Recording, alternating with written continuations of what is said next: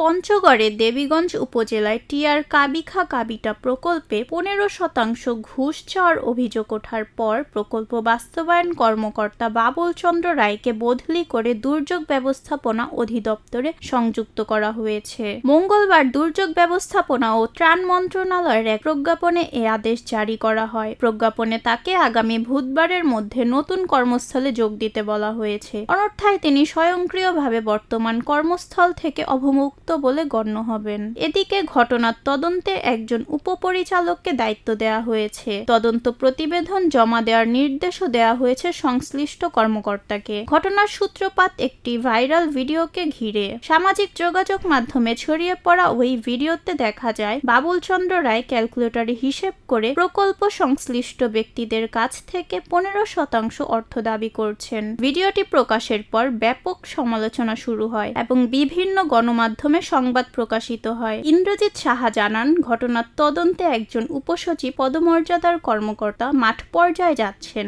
অভিযোগের সত্যতা যাচাইয়ে তদন্ত চলমান থাকলেও অভিযোগ প্রকাশ্য আসার একদিনের মধ্যেই অভিযুক্ত কর্মকর্তাকে বদলি ও তদন্তের উদ্যোগ নেয়ার বিষয়টি ব্যাপক আলোচনার জন্ম দিয়েছে।